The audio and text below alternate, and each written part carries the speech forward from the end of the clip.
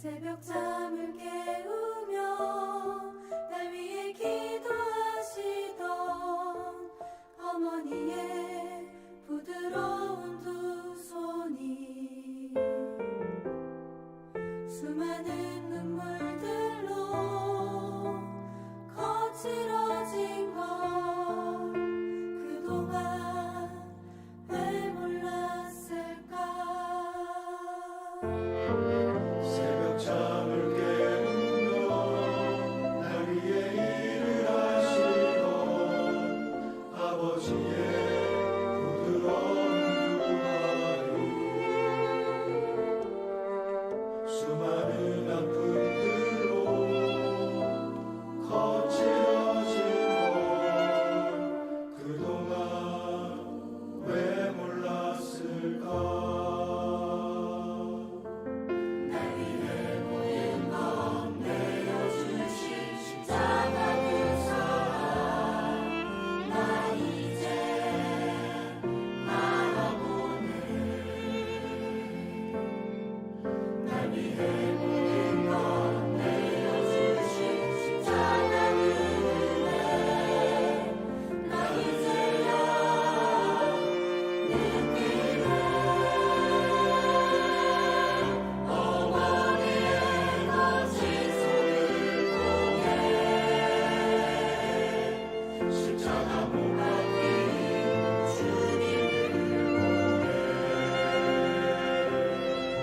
아버지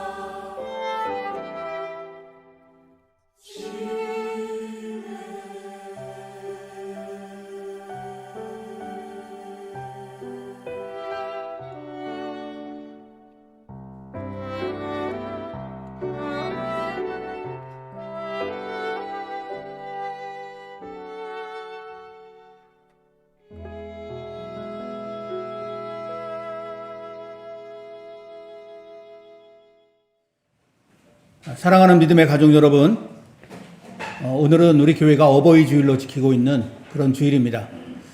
그래서 예배당에 오신 분들은 가슴에 어버이의 은혜를 감사하는 마음으로 또 카네이션 꽃을 달아드리기도 했는데, 각 가정에서는 또 자녀들이 부모님들께 마음으로 또는 여러 가지 보이는 것들로 그렇게 감사를 표하는 줄로 믿습니다.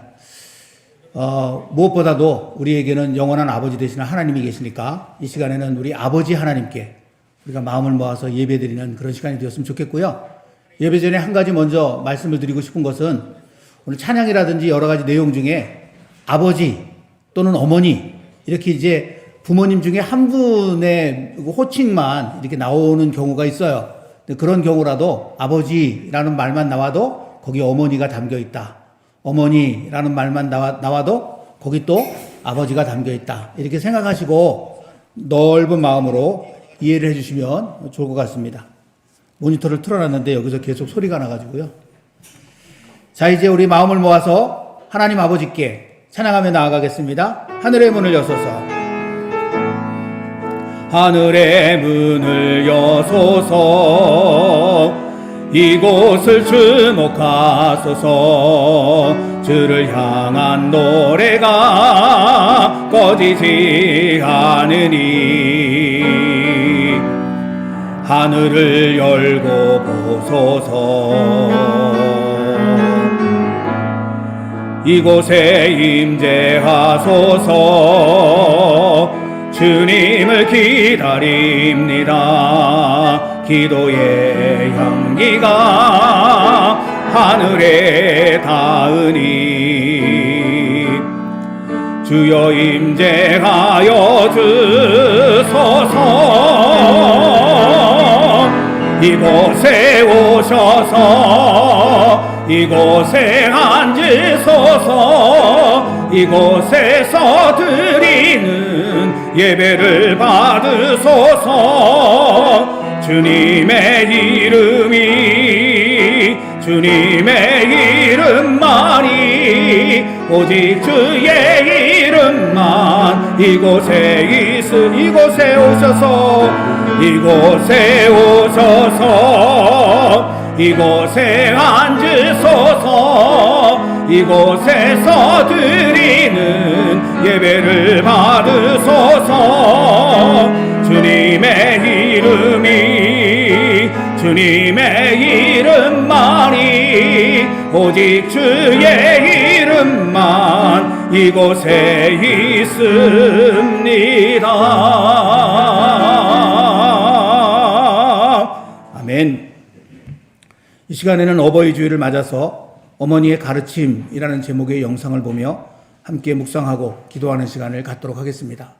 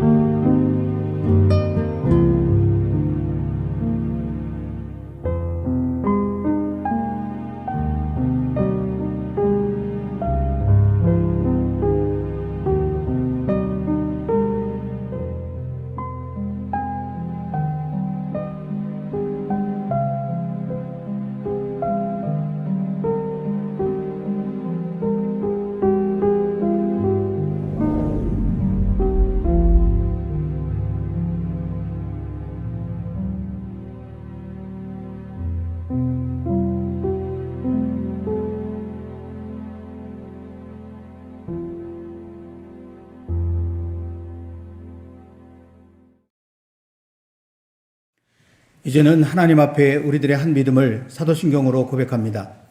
전능하사 천지를 만드신 하나님 아버지를 내가 믿사오며 그 외아들 우리 주 예수 그리스도를 믿사오니 이는 성령으로 잉태하사 동정녀 마리아에게 나시고 본디오 빌라도에게 고난을 받으사 십자가에 못 박혀 죽으시고 장사한 지 사흘 만에 죽은 자 가운데서 다시 살아나시며 하늘에 오르사 전능하신 하나님 우편에 앉아 계시다가 저리로서 산자와 죽은 자를 심판하러 오시리라.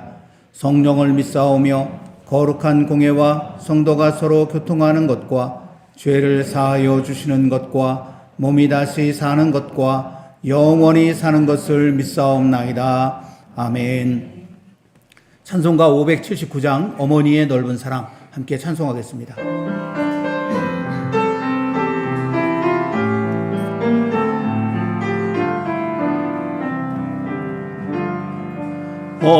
어머니의 넓은 사랑 귀하고도 귀하나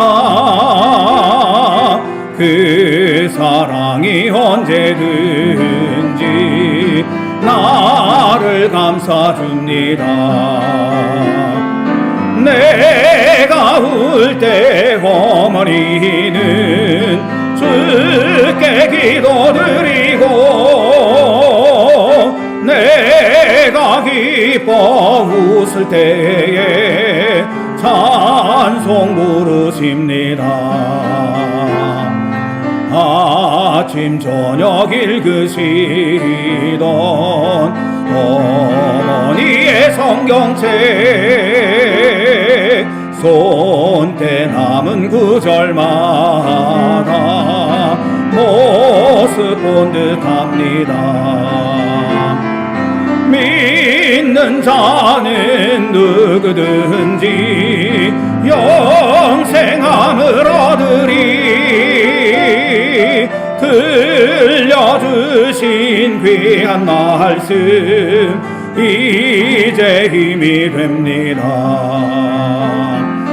홀로 누워 괴로울 때 헤매다가 지칠 때 부르시던 찬송소리 귀에 살아옵니다. 반석에서 샘을 나고 황무지에 꽃피니 예수님과 동행하면 두려울 것 없어라. 온유하고 겸손하며 올바르고 굳세게 어머니의 뜻 받들어 보람있게 살리라. 풍파많은 세상에서 선한 싸움 싸우라. 생명신에 흐르는 곳 길이 함께 살리라. 아멘. 이 시간에는 황자영 집사님께서 예배기도 인도하시겠습니다.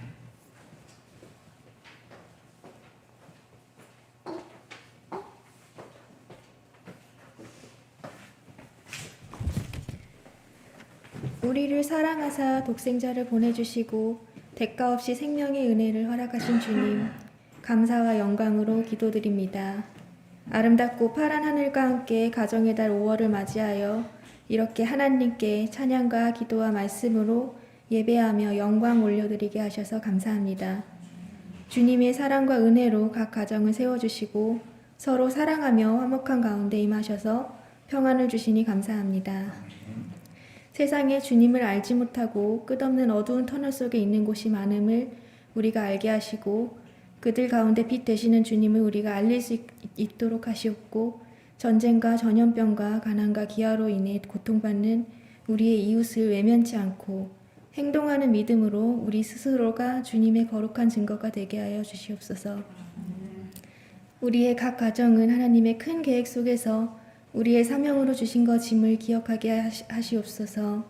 세상에 매이기보단 우리의 가정을 지키는 것이 주님 보시기에 아름답고 하나님을 주인으로 섬기며 주님 안의 행복을 누릴 수 있길 원합니다. 자녀들아 너희 부모를 주 안에서 순종하라. 이것이 옳으니라. 네 아버지와 어머니를 공경하라. 이것이 약속 있는 첫 계명이니 이는 내가 잘되고 땅에서 장수하리라 말씀하셨습니다. 언제나 우리를 위한 희생과 헌신으로 세상 안에서 하나님을 대신해 아낌없는 사랑을 베풀어 주신 부모님의 은혜를 기억하며 감사와 섬김의 자세로 부모님을 공경하며 효를 다하게 하시옵고 이를 통해 복된 가정이 될 수 있도록 허락하여 주시옵소서. 혹시 아직도 주님을 영접하지 못한 부모나 자녀, 형제, 자매가 있다면 그들로 하여금 주님을 사모하는 큰 은혜를 누릴 수 있게 끊임없이 우리가 기도하게 하시고 그 결과 가정의 영적 건강과 육적 건강의 축복이 임할 수 있도록 하여 주시옵소서. 자식은 여호와의 주신 기업이요 태의 열매는 그의 상급이라 말씀하신 하나님. 하나님께서 허락하신 선물인 자녀들임에도 불구하고 자녀들을 부모의 소유인 것처럼 다스리지 않게 하여 주시옵소서. 세상 안에 매몰되어 길을 잃은 우리 자녀들을 기억해 주시고 그들의 영혼을 구원하사 주님 안에서의 참 안식을 누리고 기쁘게 살아가는 주의 자녀들 되게 인도하여 주시옵소서. 예배하는 이 시간 주님과 진실되게 마주하고 이를 통해 새롭게 변화되게 하시고 굳은 믿음을 허락하시어 하나님이 언제나 우리와 함께 해주신다는 믿음을 가지고 세상 속에 담대히 나아가 승리하는 삶을 사는 저희 되게 하옵소서. 죄에 매여 죽을 운명이었던 저희를 구원하시고 주님의 백성으로 삼아주시고 주님의 지체가 되게 하셔서 주님의 몸된 교회가 되게 하신 주님, 우리 마드리드 한인 장로교회를 지키시고 이끌어주심을 믿고 깊은 감사를 드립니다. 이 교회와 이 안의 지체들이 각기 주님의 몸으로서 주님 보시기에 칭찬하실 만한 교회로 바르게 설 수 있게 인도하여 주시옵소서. 하나님의 말씀을 증거하시는 이만희 목사님의 능력의 샘물이 되어주시고 힘있는 말씀의 역사가 나타나게 하옵소서. 각 성도들 모두 날마다 주님을 닮아 온유하고 겸손하며 순종하고 사랑하며 하나님 보시기에 흐뭇하게 각자의 삶을 통해 주님의 뜻을 이루게 하시며 가족뿐 아니라 이웃과도 사랑으로 연합하게 하옵소서. 전쟁으로 인해 고통받고 있는 우크라이나의 이웃에게도 관심과 도움의 손길 뻗치게 하시고 손 닿지 않는 곳에도 주님의 능력과 권능으로 한 줄기 빛 던져 주시옵소서.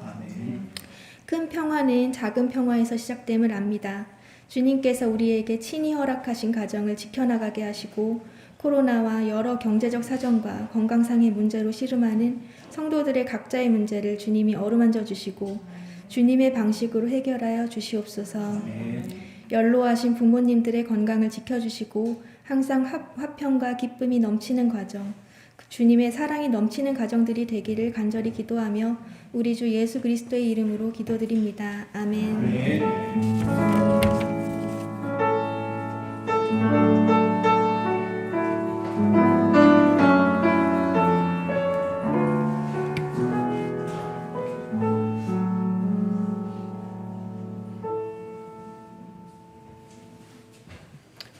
아멘. 오늘 우리에게 주시는 하나님의 말씀은 누가복음 15장 20절부터 24절까지의 말씀입니다. 신약성경 120이면 누가복음 15장 20절부터 24절까지의 말씀. 하나님의 말씀을 우리 다 같이 한 목소리로 받들어 읽도록 하겠습니다. 화면을 보시거나 각자의 성경책을 보시면서 함께 받들어 읽겠습니다. 이에 일어나서 아버지께로 돌아가니라. 아직도 거리가 먼데 아버지가 그를 보고 측은히 여겨 달려가 목을 안고 입을 맞추니 아들이 이르되 아버지 내가 하늘과 아버지께 죄를 지어 싸우니 지금부터는 아버지의 아들이라 일컬음을 감당하지 못하겠나이다 하나 아버지는 종들에게 이르되 제일 좋은 옷을 내어다가 입히고 손에 가락지를 끼우고 발에 신을 신기라. 그리고 살진 송아지를 끌어다가 잡으라. 우리가 먹고 즐기자. 이 내 아들은 죽었다가 다시 살아났으며 내가 잃었다가 다시 얻었노라 하니 그들이 즐거워하더라. 아멘. 이 시간에는 김순덕 집사님께서 바이올린으로 나의 갈 길 다가도록이라는 찬양을 하나님 앞에 올려드리도록 하겠습니다.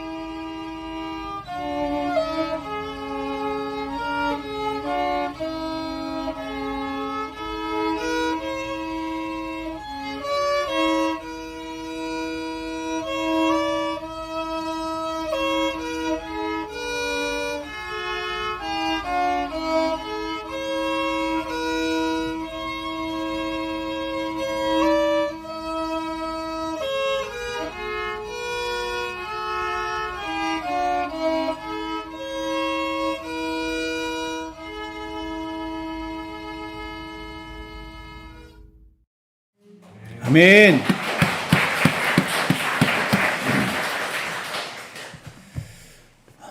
우리 믿음의 부모님들의 삶이 이 찬양의 그런 고백처럼 되었으면 좋겠습니다. 갈 길 다가도록 예수님께서 인도해 주시는, 그리고 그 뒤를 따라가는 저와 여러분들 우리 모두의 삶도 이 찬양의 가사가 담고 있는 그런 은혜 속에 거할 수 있기를 간절히 소망합니다.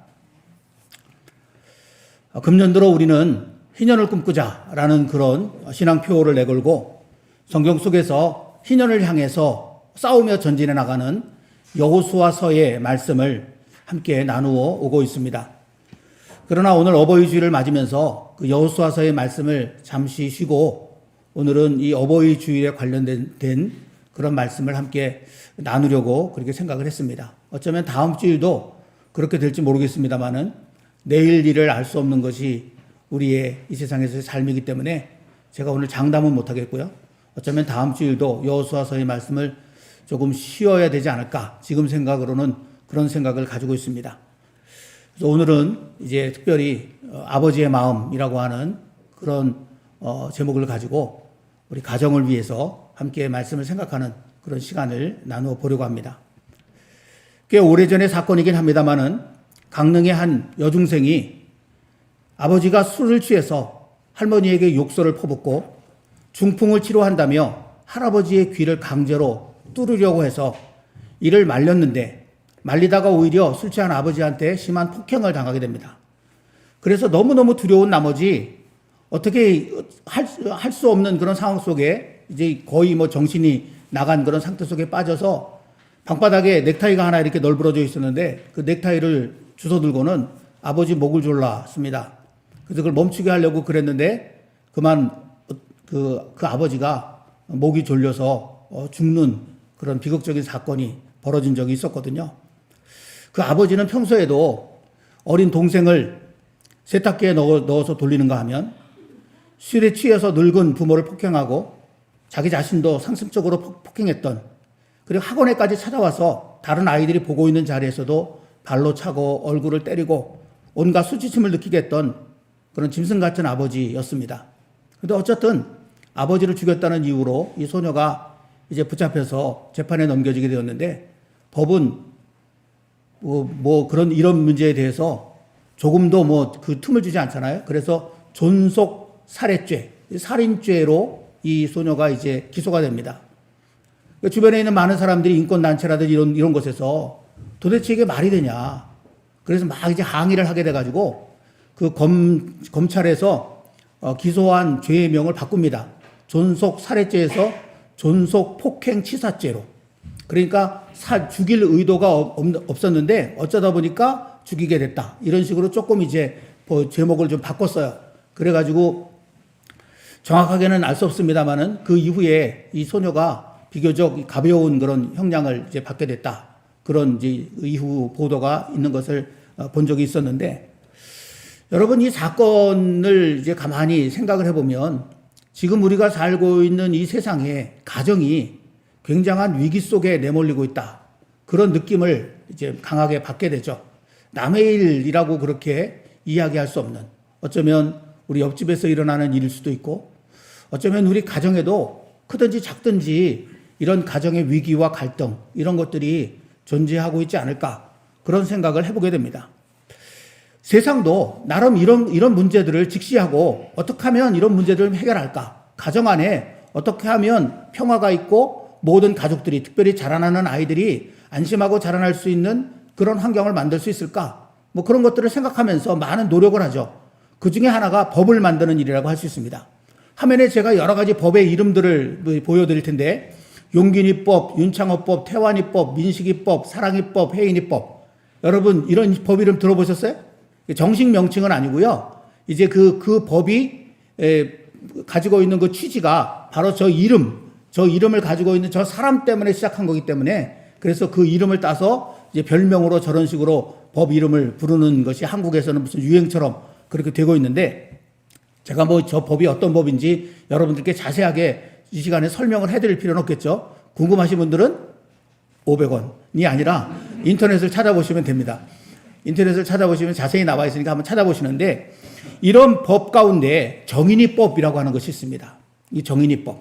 이 정인이법이라고 하는 법은 2020년 10월을 양부모의 학대로 사망한 정인이라고 하는 아주 예쁘게 생긴 어린 아이가 있어요. 그 아이의 이름을 따서 만든 법인데요. 다시는 가정 안에 그런 아동 학대로 인한 고통이나 아픔이 존재하지 않도록 하자. 그래서 굉장히 처벌을 무섭게 해가지고 법을 만들었어요. 2021년 2월 26일 날 대한민국 국회 본회의를 통과하면서 정식으로 법이 되었는데요. 이 법에 따르면 부모든 가족이라고 하더라도 그 가정 안에 자라고 있는 그런 아이들을 학대하고 살해하면 아동학대 살해죄라고 하는 것이 적용이 돼서 일반 살인죄보다 훨씬 무거운 사형이나 무기징역 또는 7년 이상의 징역형을 받도록 규정해 놓은 그런 법입니다. 그래서 나름대로 세상이 그런 가정을 지키기 위해서 가정 안의 안정과 평화, 특별히 자라나는 아이들의 그런 어떤 그 삶을 위해서 여러 가지 노력들을 기울이고 있는 그 대표적인 예라고 그렇게 말할 수 있겠죠.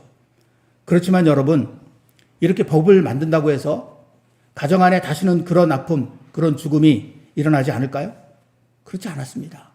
이 법이 만들어지고 이후에도 똑같은 일들이, 아니 더 안타깝고 가슴 아픈 일들이 가정 안에서 끊임없이 일어나고 있는 것이 현실이라고 하는 것입니다. 그러니까 인간이 아무리 노력하고 애를 써도 사실은 가정 안에 있는 그런 여러 가지 문제들, 아픔들, 갈등들, 그런 것들을 이제 해결하고 온전하고 아름다운 그런 가정으로 지켜나가는 것이 사실은 어렵다라고 하는 것을 마음 깊이 느끼게 되는 거죠. 그렇다면 여러분, 그냥 두 손 놓고 있어야 되는 것입니까? 우리의 가정을 온전하고 아름답게 지킬 수 있는 그런 길은 없는 것일까요? 지금 당장은 아픔과 불행 속에 있을지라도 그것을 이겨내고 마침내 온전하고 아름다운 가정으로 회복되어 갈 수 있는 그런 희망, 그런 가능성은 우리에게 없는 것일까요? 여러분, 오늘 본문 말씀이 이런 우리들의 마음 깊은 곳에 자리 잡고 있는 문제에 대한 해답을 주시는 말씀이라고 저는 생각을 합니다. 오늘 본문은 우리가 너무나 잘 알고 있는 예수님의 비유 가운데 한 부분입니다. 저도 여러 번 이 비유 이야기를 설교 예화로 사용한 적도 있고요.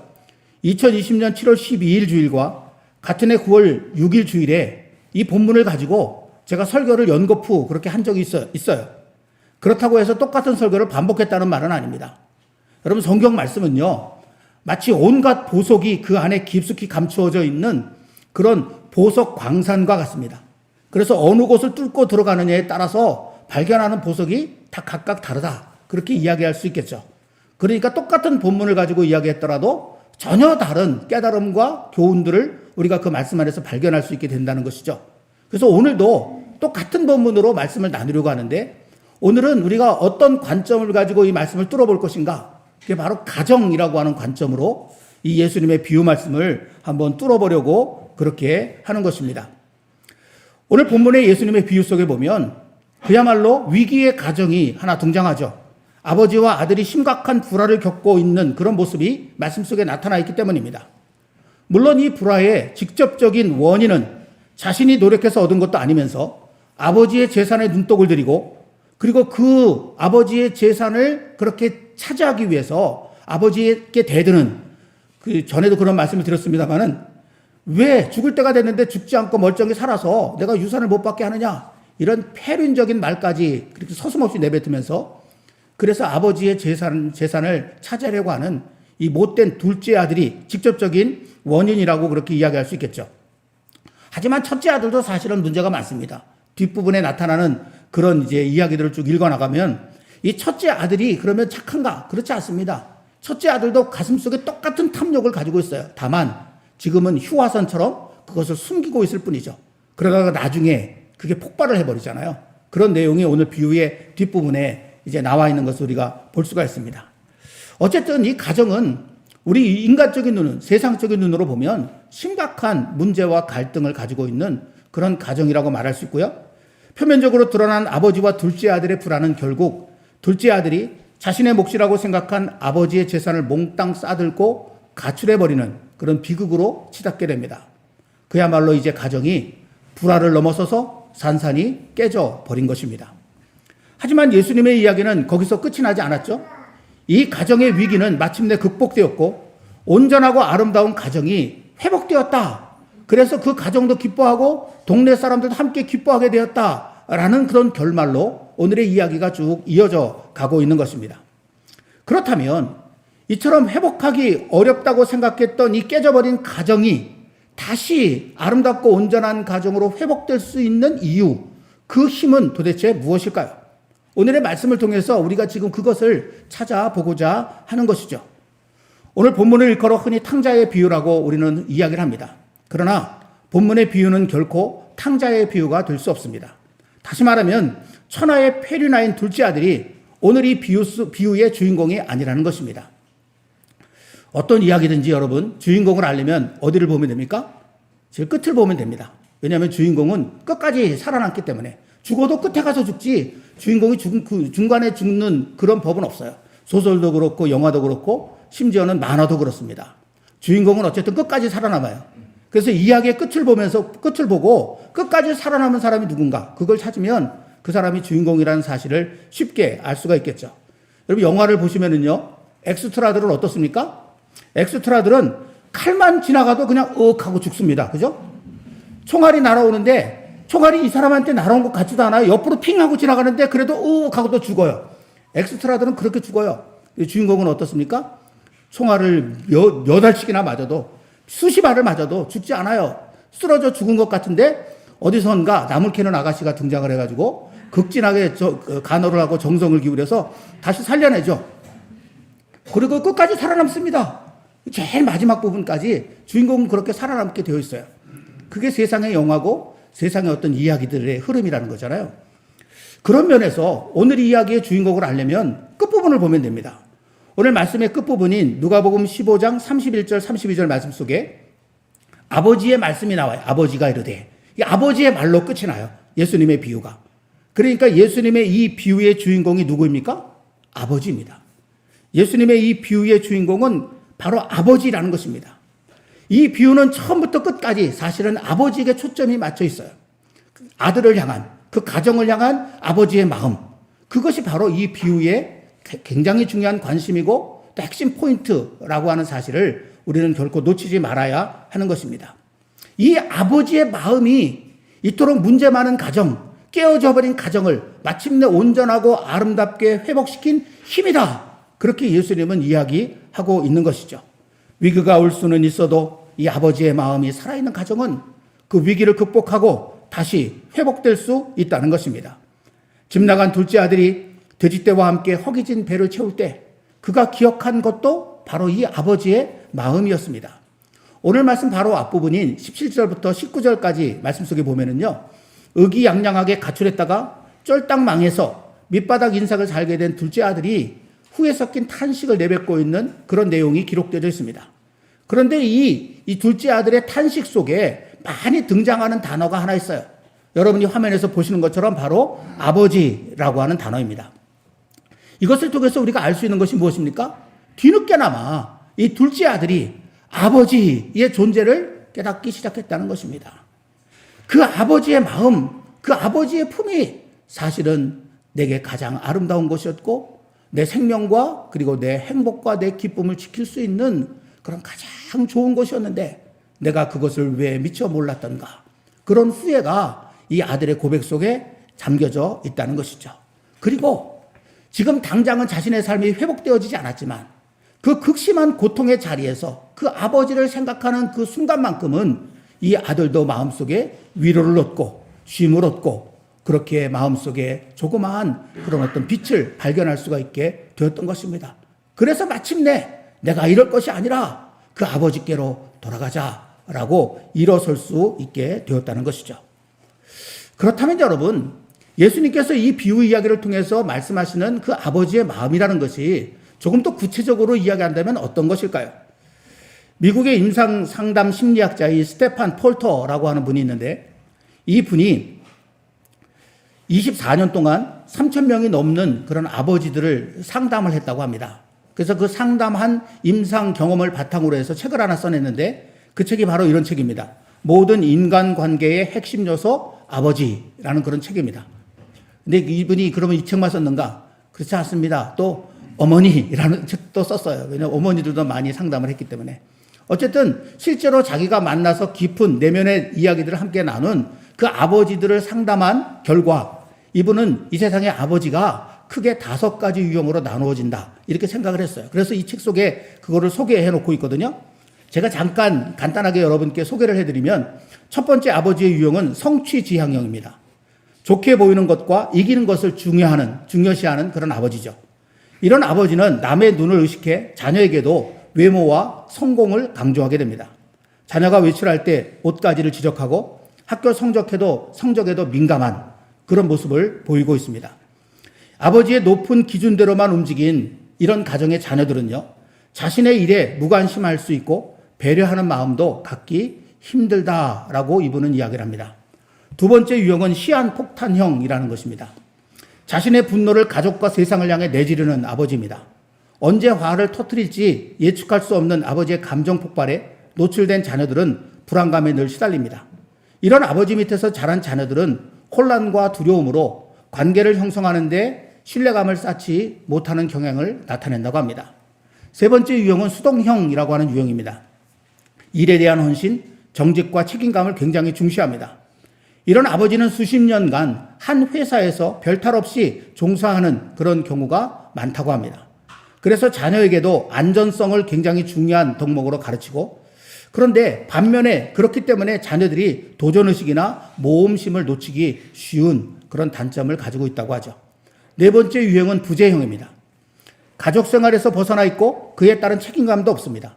이런 아버지는 가족 생활에 참여하고자 하는 의지도 없습니다. 자녀와 교류하는 데는 더더욱 관심도 없습니다. 자녀들은 아버지로부터 버림받고 거부당했다고 여깁니다. 이로 인해 깊은 정서적 상실감을 늘 갖고 살게 됩니다. 그리고 마지막 이제 유형의 아버지는 너그러운 멘토형이라고 하는 그런 아버지입니다. 이분이 이야기하는 가장 바람직한 아버지상입니다.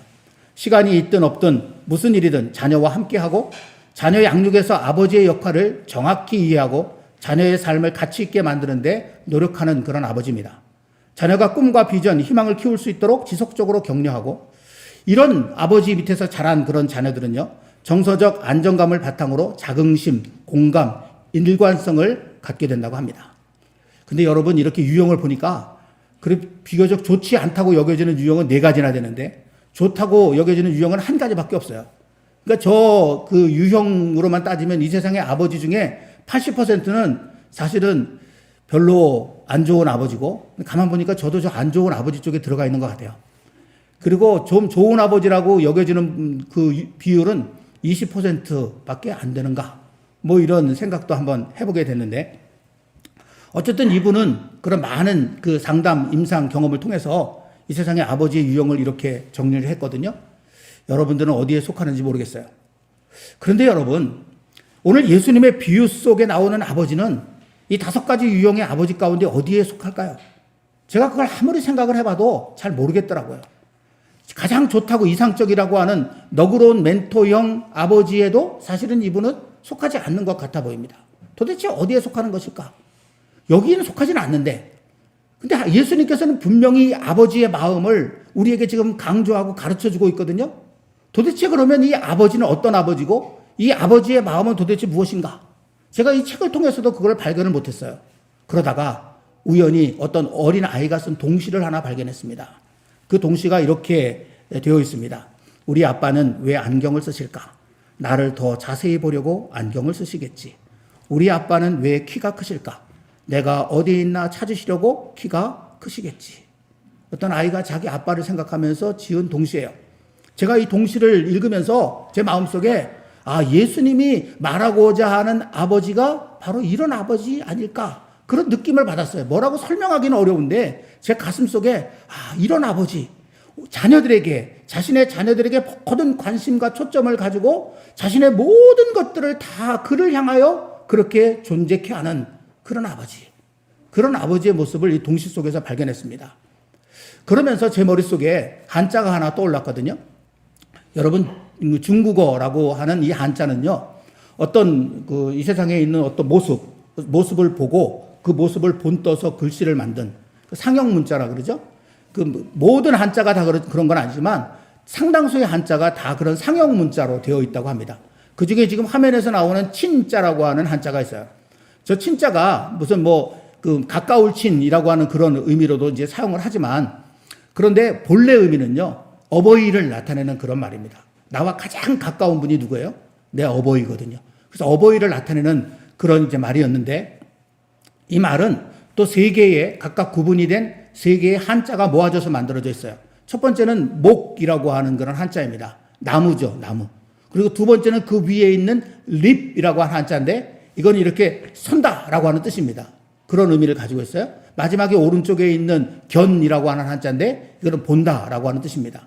이 3가지 한자가 합해져서 친이라고 하는 그런 어버이를 나타내는 그런 말이 됐는데, 직접적으로 그러면 이게 어떤 의미입니까? 나무 위에 올라서서 주변을 바라본다, 살핀다, 이런 의미를 가지고 있는, 직접적으로 보면 그런 뜻을 가지고 있는 그런 말이에요.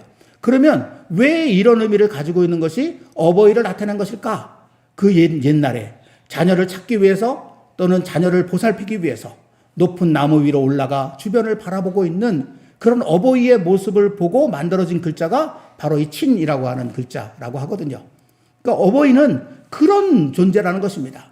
자신의 자녀들에게 모든 관심을 기울이고 자나깨나 그 자녀들의 삶을 지키고 보호하고 그 자녀들이 잘 되기를 바라는 그런 마음을 가지고 있는 존재가 바로 어버이라고 하는 존재라고 하는 것이죠.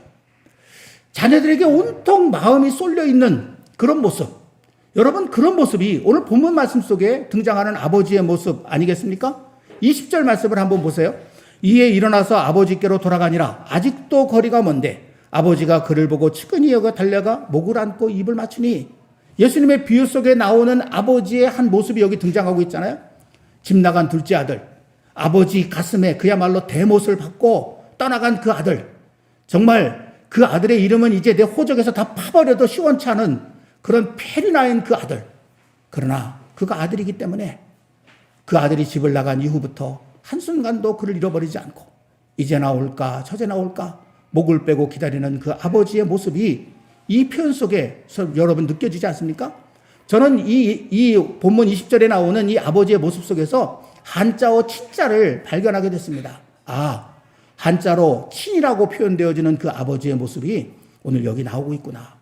그 아들을 어떻게든지 보려고, 어떻게든지 살피려고, 어떻게든지 지켜주려고 목을 길게 빼고 바라보고 있는 그런 아버지의 모습. 그게 오늘 본문 말씀 속에 등장하는 아버지의 모습이라는 것입니다. 특별히 오늘 말씀 속에 보면은요, 아버지의 어떤 마음을 나타내는 단어가 하나 등장해요. 치근히 여겨라는 그런 말입니다.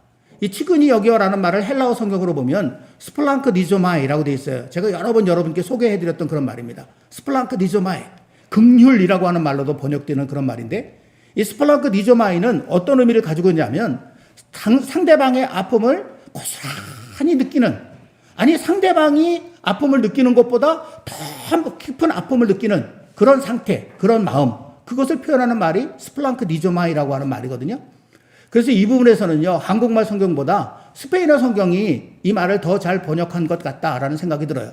스페인어로 보면 컴파시온이라고 번역되어 있거든요. 컴파시온이라고 하는 말도 두 가지 말이 이게 붙은 건데, 콤은 함께라는 뜻이고 파시온은 고통이라고 하는 그런 의미를 가지고 있다 그러잖아요. 그래서 컴파시온은 고통을 함께 나눈다, 느낀다라는 그런 의미를 가지고 있는 단어라고 제가 알고 있어요.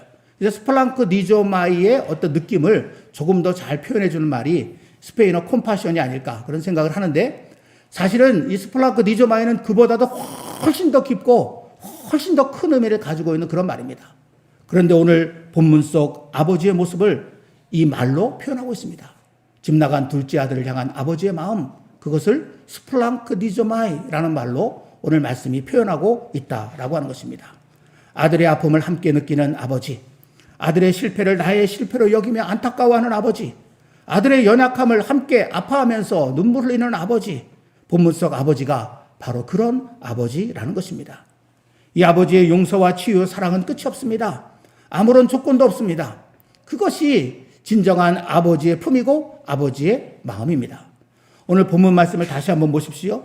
21절부터 24절까지 말씀, 화면에 그 말씀이 띄어져 있는데, 여러분이 말씀을 보면 이 아버지는 무조건 아들을 받아줍니다. 무조건 용서합니다. 이놈아, 이 꼴이 뭐냐? 그래, 혼자 힘으로 잘 살겠다고 재산 챙겨서 나가더니 돌아온 꼴이 이게 거짓꼴로 돌아왔느냐? 야단치거나 나무라지 않습니다. 어디 가서 뭘 하다 왔느냐? 과거를 묻지도 않습니다. 아버지를 떠난 삶, 그것은 묻지 않아도 너무나 뻔했기 때문입니다. 얼마나 힘들고 고생스러웠는지 물어볼 필요도 없었습니다. 10마디 말보다 한마디 포옹으로 그 아들을 끌어안고 모든 것을 녹여내는 모습이 이 말씀 속에 등장하고 있습니다. 용서를 빌어서 그 아들을 용서한 것이 아니라 이미 아버지는 용서해 놓고 그 아들을 기다리고 있었던 것입니다. 또 돌아온 아들 때문에 기쁨에 겨워 잔치를 벌이는 아버지를 여러분 한번 보십시오. 세상 문제가 다 해결되어 기뻐하는 것이 아닙니다. 잃은 돈을 다 찾아서 그래서 기뻐하는 것도 아닙니다. 경제 상황이 좋아져서 기뻐하는 것도 아니고, 코로나 바이러스가 완전히 사라져서 기뻐하는 것도 아닙니다. 전쟁이 끝나서 기뻐하는 것도 아닙니다. 비록 상처투성이지만 아들이 돌아왔으니 기뻐하는 것입니다. 부모 자식 간의 관계가 이제 다시 회복될 것 같은 희망을 보았기 때문에 기뻐하는 것입니다. 이룬 줄 알았던 자식, 죽은 줄 알았던 자식 돌아왔으니 그것 하나 기쁨의 이유가 된 것입니다. 이것이 오늘 본문 속에 등장하는 아버지의 마음이라는 것이죠. 바로 이 아버지의 마음, 이것이 있어서 더 이상 회복될 수 없을 것 같아 보이는 본문 속에 깨어진 가정은 다시 온전하고 아름답게 회복될 수 있었습니다. 온 가족을 넘어 온 마을이 함께 기쁨을 나누는 더없이 행복한 가정으로 다시 돌아와 설 수 있게 된 것입니다. 사랑하는 믿음의 가족 여러분, 사실 오늘 본문 속 예수님의 비유는 우리를 향한 하나님 아버지의 사랑을 말하고 있는 것입니다. 저와 여러분은 다름 아닌 하나님 아버지의 가정을 깨뜨린 집 나간 몹쓸 둘째 아들입니다. 그런데 그런 우리 하나님 아버지는 포기하지 않으시고 끝끝내 기다리시다가 형편없는 몰골로 기어들어온 우리를 아무것도 묻지 않으시고 눈물로 얼룩진 가슴 깊이 끌어안으시고 안아주시는 그런 하나님이십니다. 돌아왔으니 그것으로 족하다 말씀하시면서 다시 자녀의 자리로 그렇게 이끌어주시는 분, 그 하나님 아버지의 깊은 사랑을 느끼게 해주는 말씀이 바로 오늘 이 비유의 말씀이라고 하는 것이죠. 하지만 여러분, 저는 이 세상의 모든 가정을 살리는 힘 또한 바로 이 아버지의 마음임을 믿습니다. 하나님 아버지의 마음이 아니라 그 하나님 아버지의 마음을 받아 살게 된 그 누군가가 그 하나님 아버지와 같은 마음으로 그 가정 안에 존재하고 있다면 바로 그 가정은 지금 당장은 힘들고 어려워도 다시 아름답고 온전한 가정으로 회복되어 갈 수 있다고 하는 사실입니다. 저는 어버이 주일인 오늘 우리 마드리드 한인 장로교회 믿음의 가정들에도 이 하나님 아버지의 마음을 가진 이런 사람이 최소한 한 사람만이라도 있기를 소망합니다.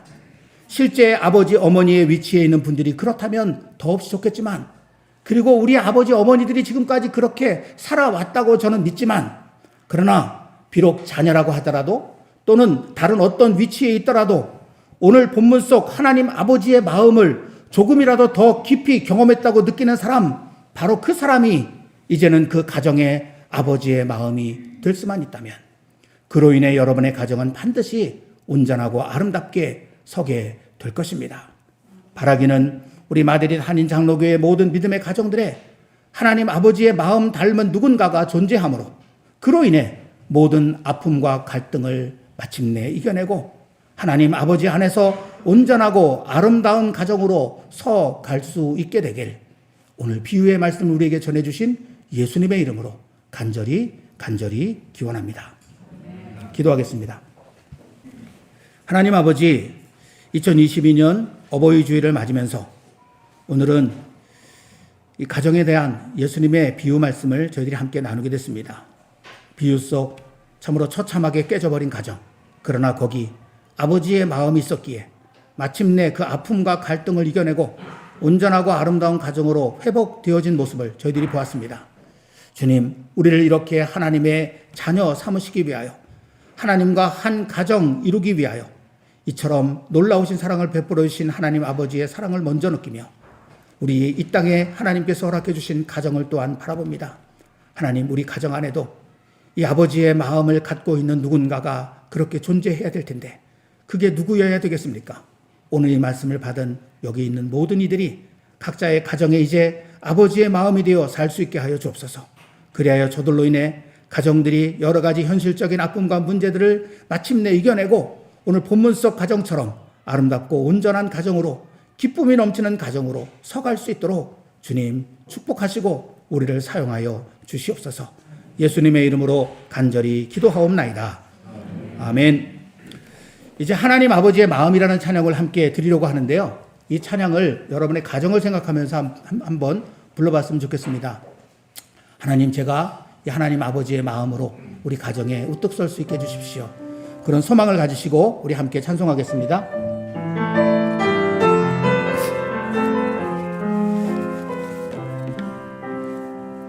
아버지, 당신의 마음이 있는 곳에 나의 마음이 있기를 원해요. 아버지, 당신의 눈물이 고인 곳에 나의 눈물이 고이길 원해요. 아버지, 당신이 바라보는 영혼에게 나의 두 눈이 향하길 원해요. 아버지, 당신이 울고 있는 어두운 땅에 나의 두 발이 향하길 원해요. 나의 마음이 아버지의 마음 알아. 내 모든 뜻 아버지의 뜻이 될 수 있기를 나의 온 몸이 아버지의 마음 알아. 내 모든 삶 당신의 삶 돼. 나의 마음이 아버지의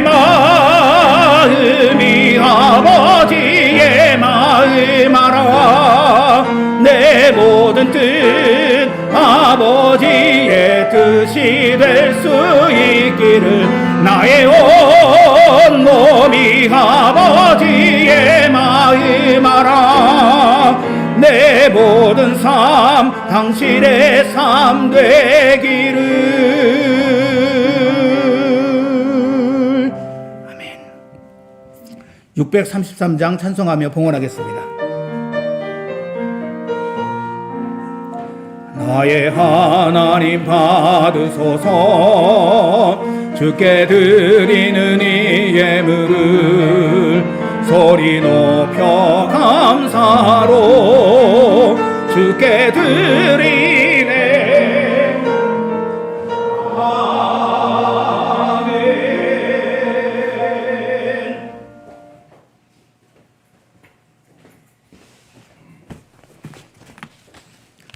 사랑의 하나님 아버지, 아버지의 그 크고 놀라우신 사랑으로 저희들을 끝까지 기다려 주셨다가 이제는 하나님의 아들로 하나님의 딸로 받아주셔서 하나님의 한 가족 되어 살아가는 이 기쁨의 자리에 서게 하신 것 감사하고, 그렇게 하나님의 아들이 되고 딸이 되었음에도 여전히 아버지의 마음을 너무나 아프게 하고 힘들게 하는 저희들, 지금도 변치 않은 사랑으로 지키시고 보호해 주셔서 높은 곳에 올라가 주변을 살피는 아들의 삶을 딸의 삶을 살피는 아버지의 심정으로 저희들을 또한 지키시고 보호해 주시니 그 은혜, 그 사랑 무엇으로 저희들이 감사할 수 있겠습니까?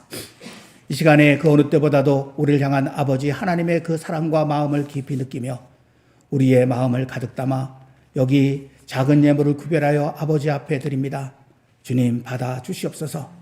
주님을 사랑하는 우리의 마음 받아 주시고 우리의 이 마음 변치 않도록 굳센 팔로 꼭 붙잡아 주시길 원하며, 그리하여 아버지 하나님과 아름답고 행복한 가정, 영적인 가정 잘 이루어 살아가는 우리 모두 되게 해 주옵소서. 그리고 이 땅에 주신 우리의 모든 가정들도 그 하나님의 마음으로 잘 지켜나가게 되기를 원합니다. 내가 이제는 우리 가정에 아버지의 마음으로 우뚝 설 수 있도록 도와주시고, 모든 가족들의 아픔과 그 힘듦과 때로는 잘못된 것까지 눈물로 끌어안을 수 있는, 그리고 하나님 앞에 간절함으로 기도할 수 있는 그런 저희들이 될 수 있도록 도와주시고, 우리들의 그 모습을 통해서 우리의 가정들이 세상의 숱한 어려움도 넉넉히 이겨내고 하나님의 은혜로 아름답고 온전한 가정들로 늘 세워져 갈 수 있는 기쁨을 누리게 하여 주옵소서. 그 속에서 자라나는 우리의 자녀들이 하나님의 이 사랑을 가슴 가득히 안고 또한 세상 속에 나가 그 아버지의 마음으로 세상을 품는 놀라운 하나님의 그런 자녀들로 성장해 가도록 축복하여 주시옵소서. 이 땅에 저희들의 구체적인 현실적인 삶의 문제까지 아버지께서 지키시고 보호해 주시는 줄로 믿습니다. 영육을 강건하게 해주시고 삶에 필요한 물질의 은혜도 허락해 주시고 일하고자 하는 자들에게 일할 기회의 문이 활짝 열려지도록 해주시고 공부하는 자들에게 지혜를 더해 주시길 원하며, 특별히 이제 조금 있으면 스페인에서는 대학 입학을 위한 시험들이 진행되어져 갈 텐데 이를 위해 준비하는 우리 자녀들에게 아름답고 복된 길 활짝 열어 주시옵소서.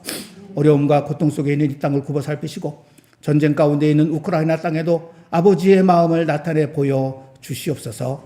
예수님의 이름으로 간절히 기도드리옵나이다. 아멘. 주변에 있는 분들과 인사하겠습니다. 미고사축.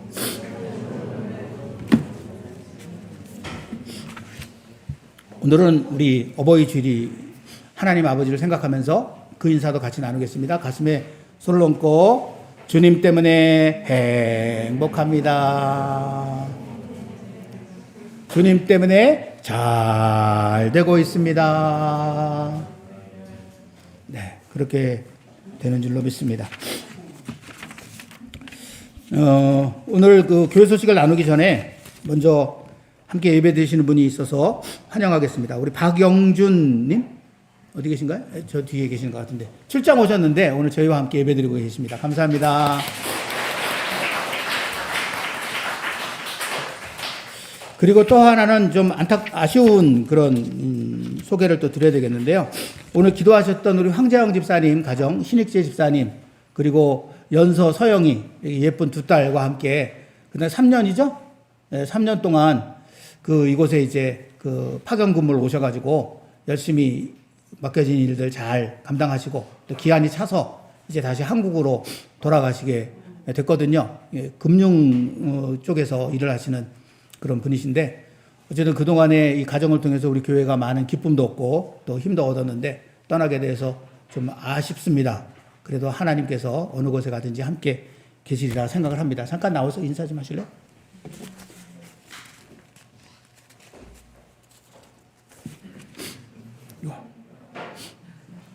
애들은 안 왔어요? 네.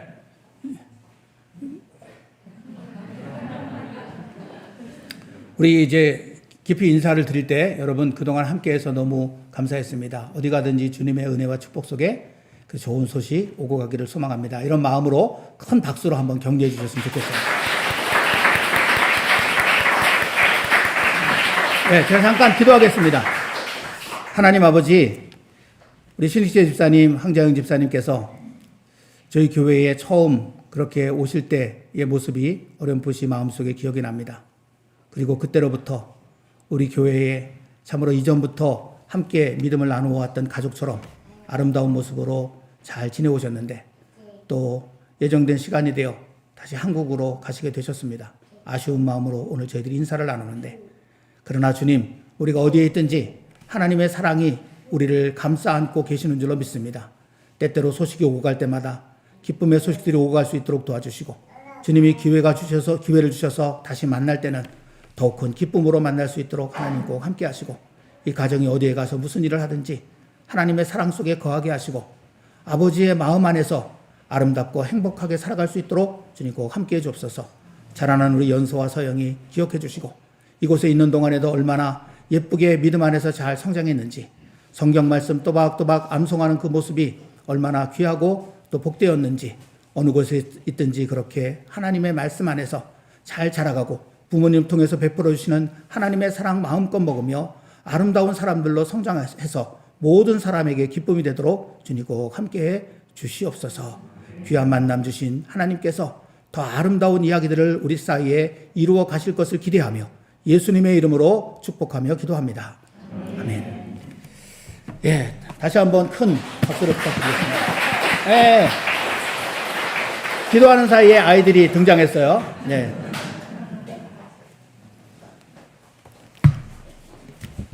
교회 소식 함께 나누겠습니다. 주보를 보시기를 바랍니다. 지금 우리는 기쁨의 50일 절기를 지켜나가고 있는 가운데 있습니다. 이번 주간에도 기쁨의 말씀 카드 한 주간 한 분 나눠드렸죠. 매일매일 짧은 기쁨의 말씀 한 구절, 그 안에 담겨져 있는 기쁨이 어떤 기쁨인지 생각해 보시면서 이 기쁨이 나의 기쁨 되게 해주십시오. 이런 기도하는 마음으로 매일매일을 사셨으면 좋겠고요. 그리고 혹시라도 함께 나누고 싶은 그런 기쁨의 어떤 내용들이 있다면 한 줄 기도방에 들어오셔서 거기다가 남겨주시면 좋겠습니다. 한 줄 기도방 들어오시는 분들이 다 별명을 사용하셔서 누군지 모르겠어요. 네오뿅뿅 그 이상한 이름들을 사용하셔가지고 누군지는 잘 모르겠지만 어쨌든 거기에 그런 것들을 나누어 주시면 좋겠어요. 오늘은 우리 교회가 어버이 주일로 지키는 주일이죠. 이제 시간이 좀 가더라도 예배가 마치면 우리 어버이 은혜에 감사하는 그런 시간들을 이어서 잠깐 갖도록 하겠습니다. 끝까지 함께 해주시면 좋겠고요. 다음 주일은 어린이 주일로 또 지키게 됩니다. 예배 시간에 유아 세례식을 거행하는데 신청사가 있을 경우 대상자는 있는데 아직 신청을 안 하셔서 그리고 자녀 축복 기도 시간도 갖고요. 또 아이들에게 사랑의 선물도 전달하는 그런 시간을 갖도록 하겠습니다. 공동체 하말께가 이제 새롭게 시작이 되었죠. 매일 아침 6시 30분 월요일부터 금요일까지 줌과 유튜브를 통해서 진행되는 아침 공동체 하말께에 많은 참여를 부탁을 드립니다. 한 달 한 구절 성경 암송 운동 금년에 계속 진행되고 있습니다. 이 시간에 우리 4월달 암송 영상 잠깐 보시고 넘어가겠습니다.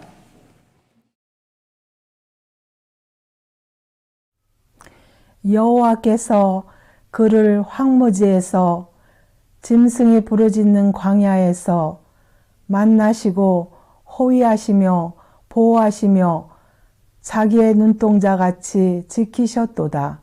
신명기 32장 10절 말씀.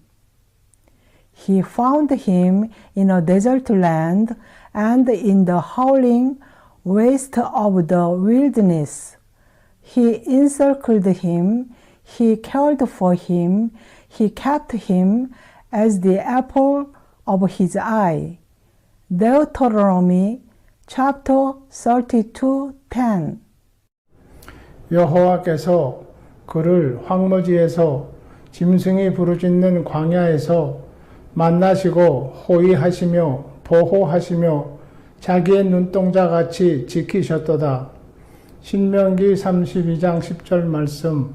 아멘.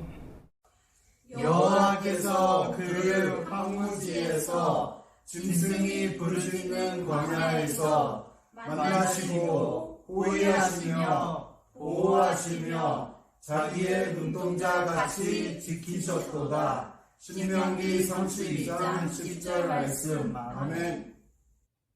여호와께서 그를 황무지에서 짐승이 부르짖는 광야에서 만나시고 호위하시며 보호하시며 자기 눈동자같이 지키셨도다. 신명기 32장 10절 말씀.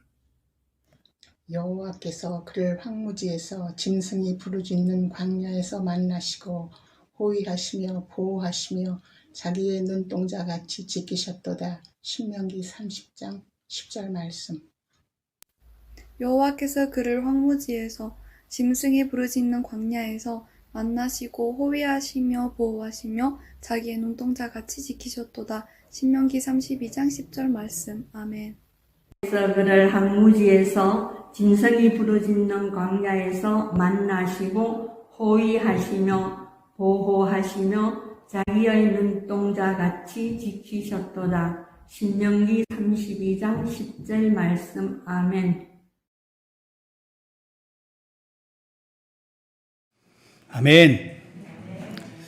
근데 우리 교회는 이제 젊은 분들보다 이렇게 신앙의 연륜이 깊으신 우리 믿음의 어르신들께서 성경 암송을 훨씬 더 잘하시는 것 같아요, 그죠? 우리 그 장로님, 권사님들이 주로 많이 참석하시고 청년부 대표로 우리 이지훈 자매 늘 참석해 주시고 또 가족 대표로 우리 김종모 집사님 가정 늘 함께 해주시고 네 너무너무 감사합니다.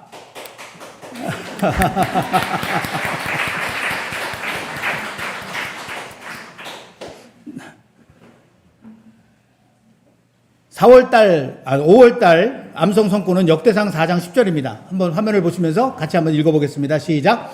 야베스가 이스라엘 하나님께 아뢰어 이르되 주께서 내게 복을 주시려거든 나의 지역을 넓히시고 주의 손으로 나를 도우사 나로 환난을 벗어나 내게 근심이 없게 하옵소서 하였더니 하나님이 그가 구하는 것을 허락하셨더라. 아멘.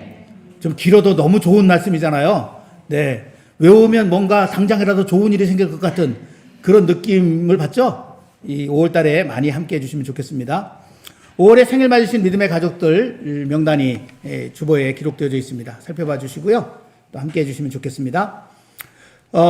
별도 안내까지 예배당 대면 예배, 온라인 예배 병행해서 드리고요. 교회학교 온라인 예배 또 계속되고 있습니다. 오늘 예배 후에 오후 1시부터 청년부 원래 모임이 진행이 될 테니까 우리 청년들 빠지지 마시고 꼭 함께 해주시면 좋겠고요. 한인의 소식이 요즘에 굉장히 많이 들어오는데 그걸 일일이 전부 다 제가 예배 시간에 여러분께 다시 전달을 해드리기는 어렵고요. 저희 교회 홈페이지 자유 게시판에 그 자세한 내용과 서류들을 전부 다 첨부해서 올려놓았으니까 그리고 여러분들도 아마 웬만한 분들은 다 각자 메일로 소식들을 다 받으셨을 거예요. 그러니까 그것들을 다 참고하셔서 여러분이 함께 하실 부분들은 함께 해주시면 되겠습니다. 온라인 헌금 안내도 참조해 주시고요. 또 이단 여러분 조심하시길 바라고 선교 동역하는 선교지와 선교사님들을 위해서 계속해서 많은 기도를 부탁드리겠습니다. 이제 하나님의 약속 함께 찬송하시고 삶을 향해 나아가겠습니다.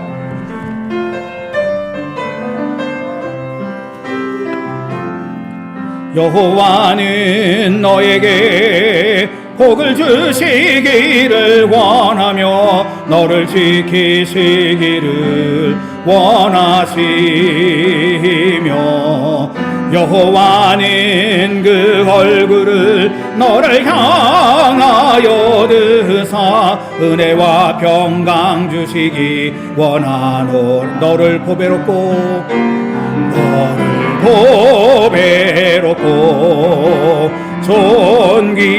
존귀하게 여기시는 하나님이 내 삶 속에서 이 약속을 신실하게 이루시리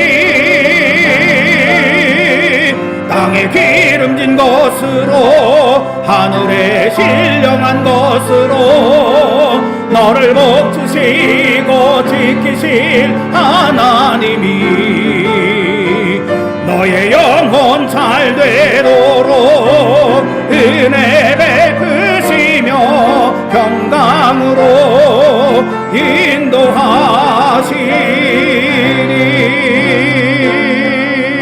인도하시리. 아멘.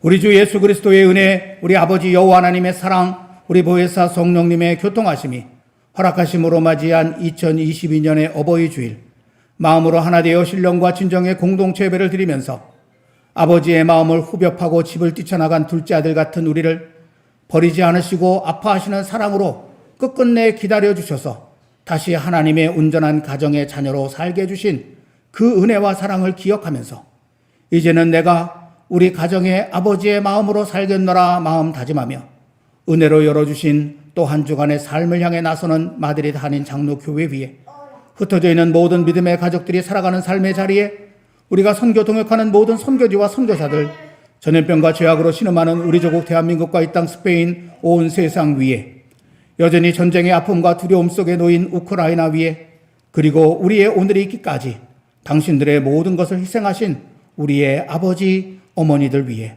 언제나 함께 계시기를 간절히 축원하옵나이다. 아멘.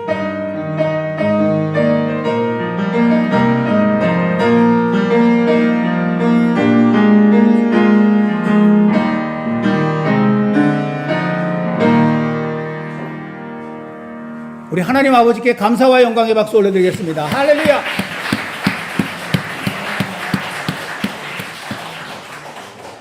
우리 말씀드린 것처럼 우리 어버이 은혜에 감사하는 시간을 이 시간에 잠시 갖도록 그렇게 할 텐데요. 이제 우리 어버이들을 앞으로 모시겠습니다.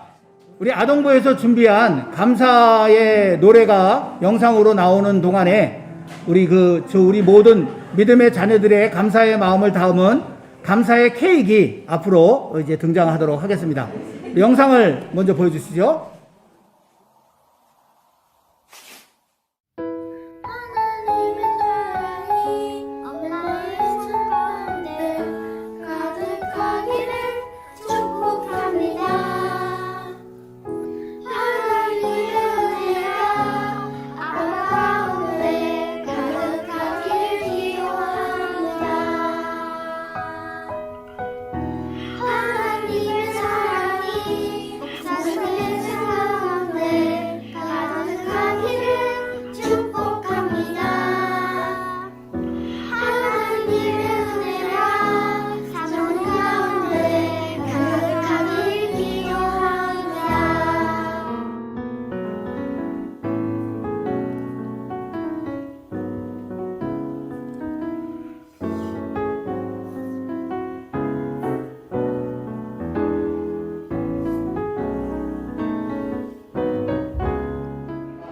카운트다운 시작! 하나, 둘, 셋!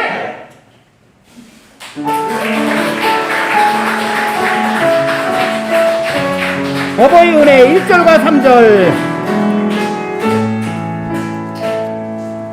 높고 높은 하늘이라 말들아 하지마 나는 높은 게 또 하나 있지 나으시고 기르시는 어버이 은혜 푸른 하늘 그보다도 높은 것과 산이라도 바다라도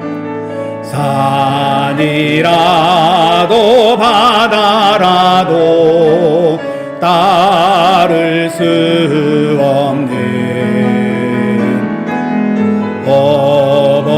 어버이의 큰 사랑 거룩한 사랑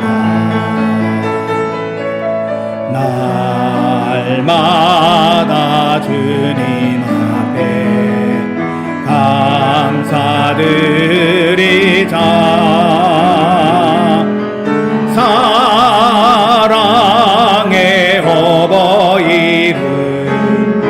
주신 은혜를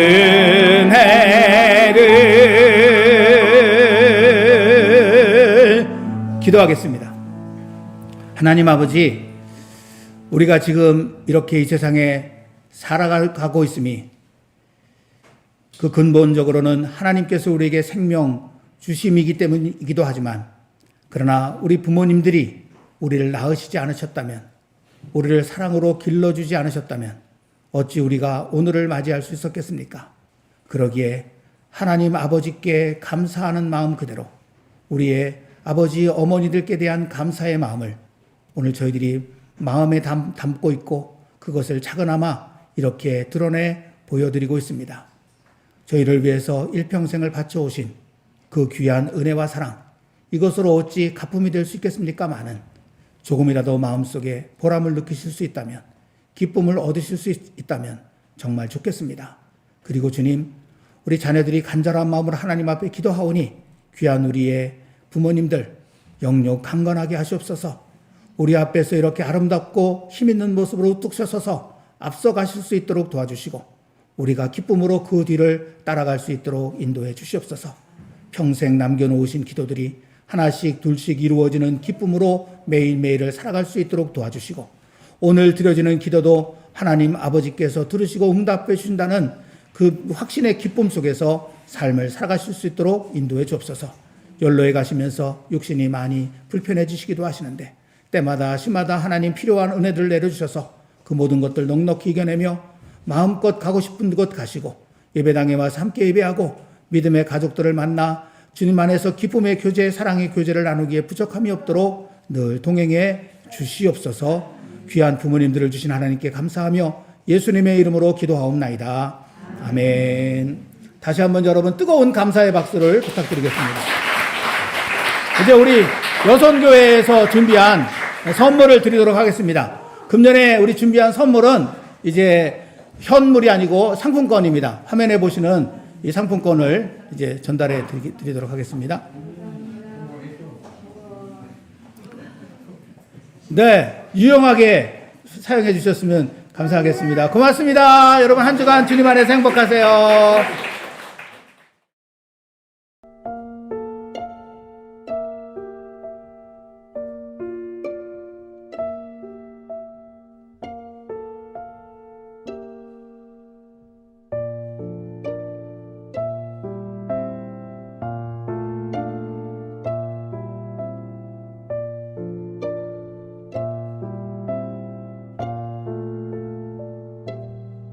새벽 잠을 깨우며 날 위해 기도하시던 어머니의 부드러운 두 손이